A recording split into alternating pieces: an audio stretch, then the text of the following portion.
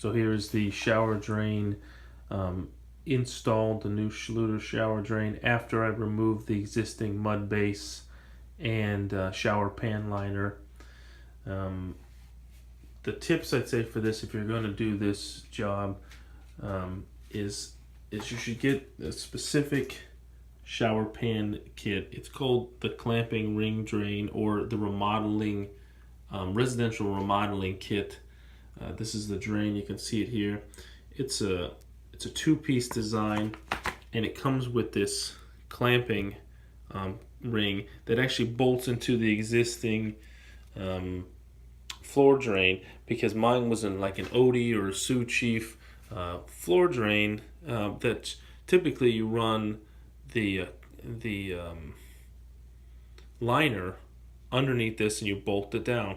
When I removed that piece and that liner, I was left with this in the floor, just almost like this, flush with the subfloor, with the concrete. So I actually had to rush out and get a different one. I got the solvent weld version of the initial Schluter Curdy drain, but instead went back out, and you really can't tell the difference here. It looks identical from the top, but down below you have a ring that you bolt to that flange, and then when you're ready, like this case, this is that large pancake drain, that's right there. And so tips is just, if you're going to have a mud pan existing shower drain that you're going to take out, most likely you're going to have that scenario. So make sure you get the remodel kit. It's not the kit you hardly ever see on any television show where they install these with new remodeling. In my case, this is on concrete, so I can't get to the drain assembly either, and that's why I had to run out. And this is at Floor & Decor. They sell this model. It's a remodeling kit, not the standard Curdy drain. That's one tip. The second tip, I'd say, is if you're gonna find your drain assembly. Mine was off-centered enough where I had to fill in another piece of styrofoam and make sure it was pitched correctly.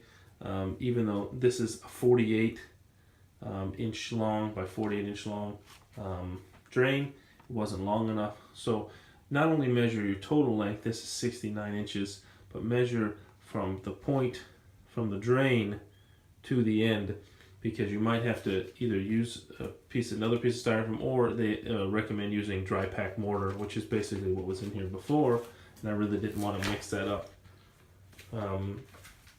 Leveling off this is important too. I had some pieces underneath this curb that were not removed. It was the existing tile that was there.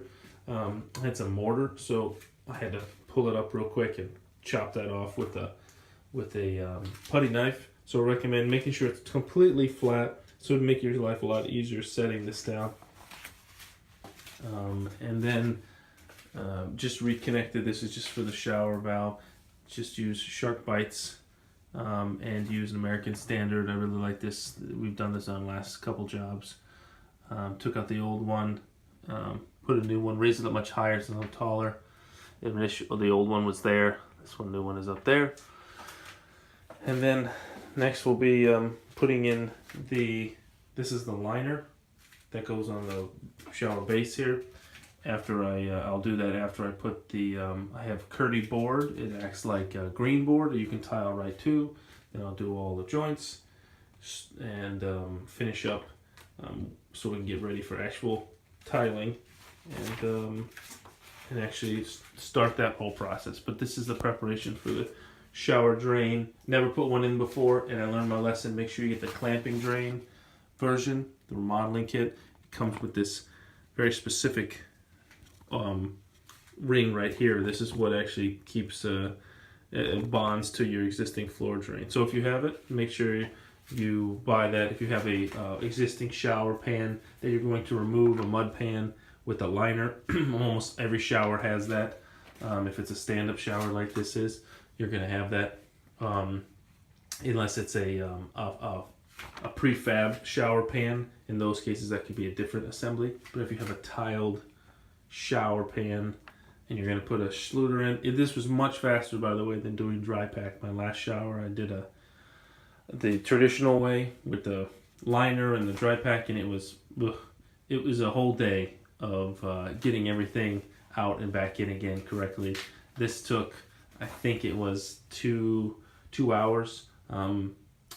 Beneath this pad, one last thing is that you see there's a dimension, there's a gap between the pancake, that top large portion, and that drain assembly. You actually have to put a 1/2 inch piece of something. It says it in the video, it says it in the instructions, but I called the rep and it's not just the recommendation or a suggestion, it's a requirement, because there's a distance between, and you can kind of see it here, there's too much of a gap between that top pancake portion and the bottom here. So I ended up getting just 1/2 inch pink foam, cut it down, bisected it in the middle, cut out a little section for the drain, put another section on the right side over there. I got 1/2 inch foam. It was much easier in handling than, say, green board or cement board that you have to put on in your car and bring it here. So if you're going to take an existing pan out, get the clamping ring, the residential remodel kit. With this, you'll see it here, this is unique. There's no other, the other Curdy drain does not have this item. It doesn't look anything like this. It looks more like this. It has the large pancake that you solvent weld, and get your 1/2 inch underlayment. And like I said, I went with polystyrene pink foam, which is underneath here, and then you put the shower pan on top of it. Hope that helps.